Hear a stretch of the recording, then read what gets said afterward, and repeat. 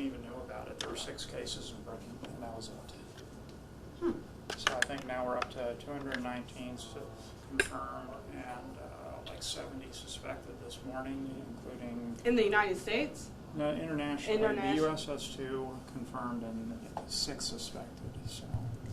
So let's talk about monkeypox. First, start by telling us a little bit of history of what it is, and then talk about how it's starting to impact us here in the United States. Okay. Monkeypox is it's the same family of viruses as smallpox was. Okay, that may sound alarming, but this particular strain of monkeypox that we have is nothing compared to original smallpox. It's basically their first cousins, but this is its much smaller first cousin. So it doesn't spread like smallpox does. And it has this strain has roughly about a 1% mortality rate. So how is it starting? We're seeing some cases here in the United States. Well, they found that originally there was somebody who had traveled to one of the countries in Africa and contracted it, and they had been hospitalized for 39 days, and then they came back to England after they were pronounced cleared, but it turned out that the infection was resurgent, and it started the outbreak in England, which then had some super spreader events also in Europe, which kind of made the current caseload. So now we're just trying to see how far the fire spread, basically. So is there anything that we should be concerned about? I know we're still kind of concerned about COVID. Is it a scare like that?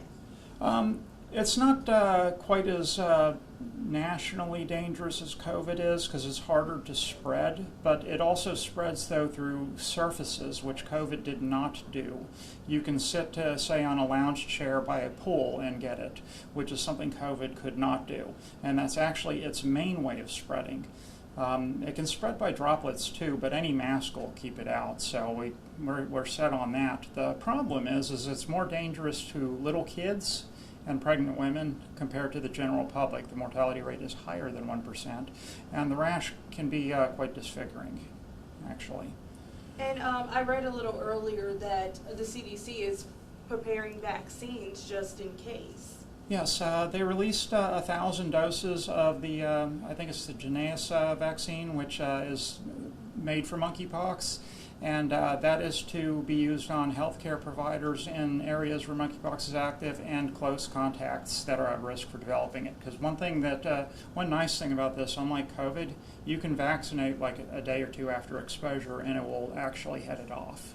And there's actually, a cure for it, right? There's no cure for it once you have symptoms, but you can actually, if you get COVID and you get the vaccine, it does nothing, while you have COVID. Okay? If you get monkeypox, or if you get exposed to monkeypox and 2 days later you go see your doctor and they give you the vaccine, it would prevent you from getting it. You can get vaccinated after exposure and infection.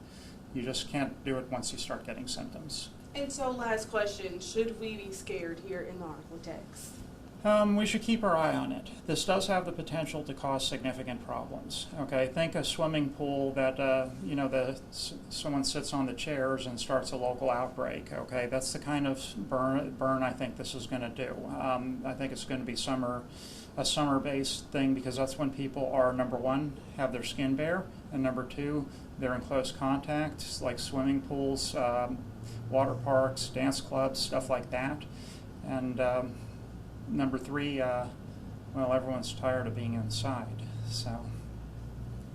Well, is there anything else that you'd like to add here? This is like any other emerging virus, okay? There's things we do not know. This information may change significantly within the next week. What I am basing this interview off of, though, is very current data. So all of this was accurate as of 4 hours ago. So, and I'm available at Urgent EMS for any questions or concerns regarding this matter. So. All righty, thank you. I'll make sure to put that at the bottom of the article. Thank you. Yeah,